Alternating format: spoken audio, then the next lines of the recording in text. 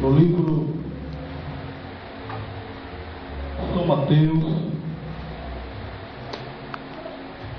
primeiro livro do Novo Testamento. Queria que os irmãos pegassem aí o livro de São Mateus, capítulo 6, versículo 5.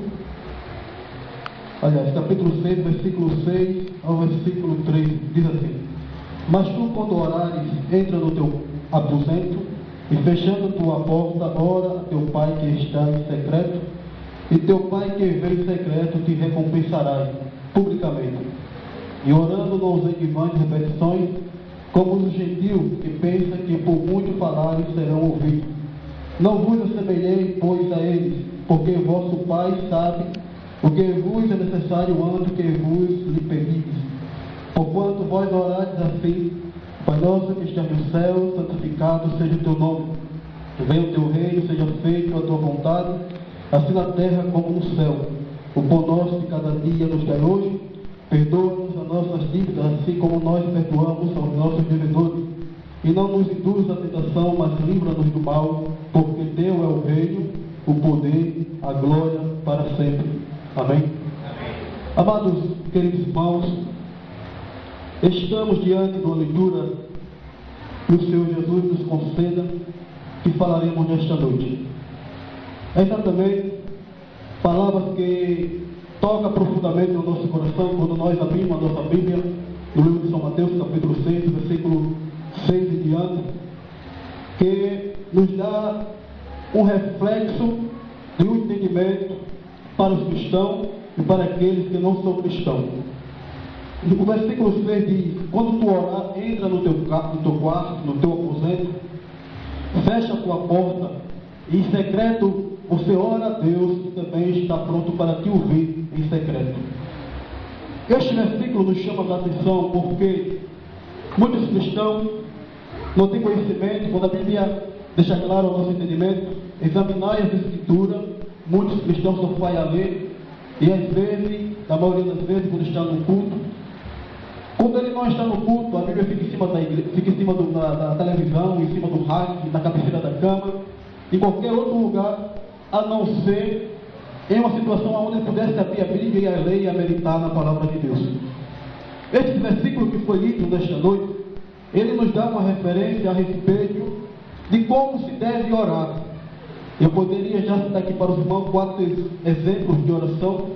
Que o primeiro exemplo de oração é uma oração de gratidão, que você ora agradecendo a Deus por tudo ou por aquilo que Ele tem feito na tua vida. O segundo tipo de oração seria uma oração de adoração, quando você expressa a Deus a adoração, exaltando e bendizendo o seu santo nome. O terceiro exemplo de oração é uma oração de súplica, quando você ora e intercede por você mesmo, por você próprio. E o quarto tipo de oração é uma oração de intercessão, que você não ora simplesmente só por você, mas pelos irmãos, pelo seu próximo, por aqueles que estão em hospitais, por aqueles que estão enfermos, por aqueles que estão se afastando, naufragando na fé. Então este é um tipo de oração de intercessão, onde você está intercedendo por aqueles que estão precisando, por aqueles que são necessitados.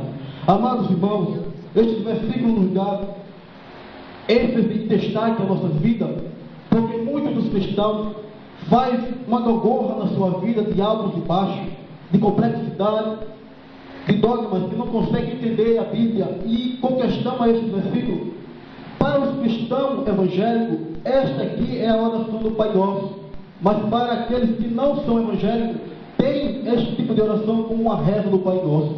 A Bíblia deixa claro o versículo: e orando não usei de vãs repetições, como o gentil que pensa que por muito falar será ouvido. O que está dizendo que este versículo, falando sobre a oração do Pai Nosso, não pode ser feito uma coisa de repetições. O que significa dizer? Mas se Jesus ensinou que você deveria ir no seu quarto, dobrar seu joelho, orar a Deus em secreto, em segredo, para que ele também pudesse lhe ouvir, e agora o irmão Silvio começa a dizer que não pode existir esse tipo de oração, não é bem por aí. Em destaque, em aspas, porque os irmãos entenderem.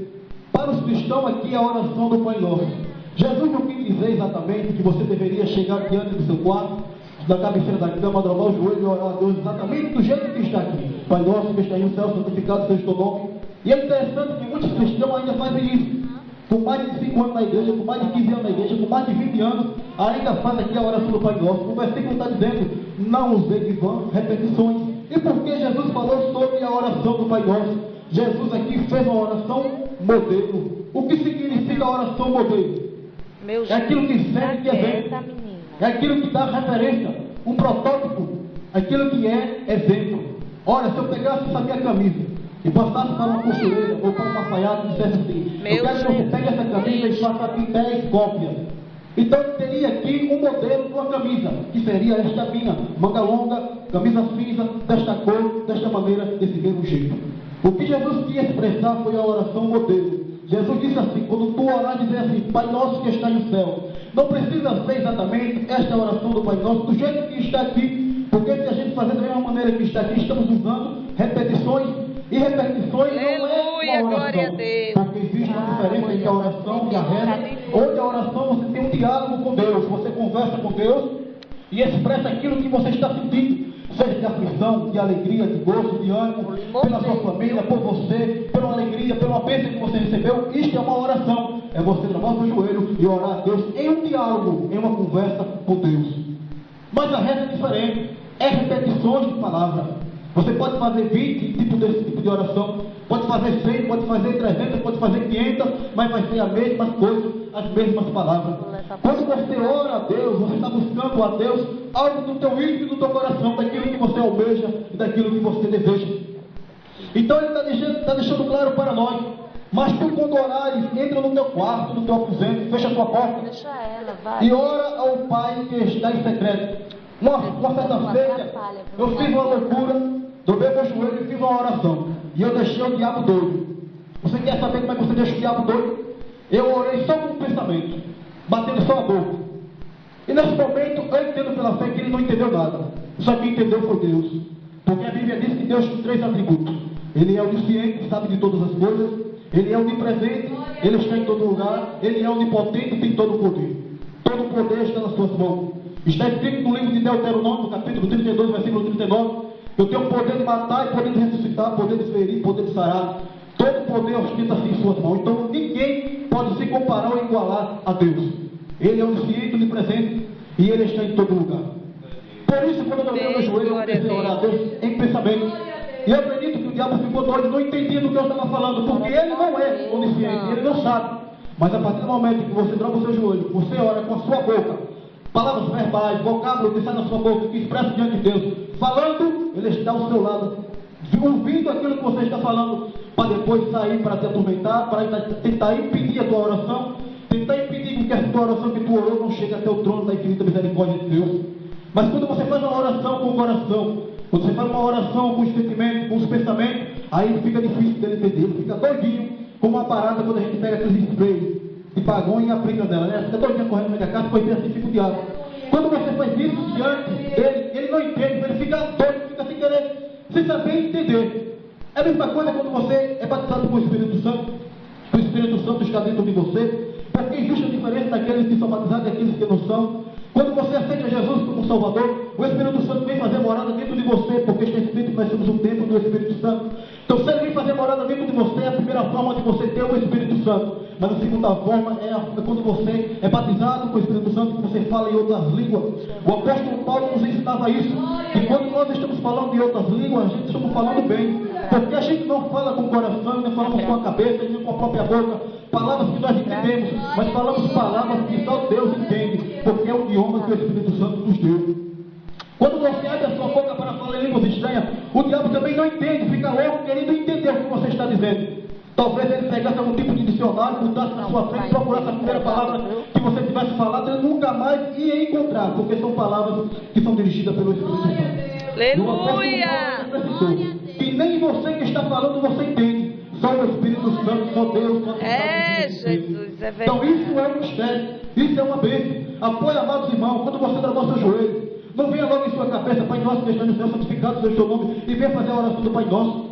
Será que seria necessário um cristão orar 3 vezes, 4 vezes, 5 vezes as mesmas coisas que está aqui? Jesus deixou claro uma oração modelo. Ele deu um exemplo de oração.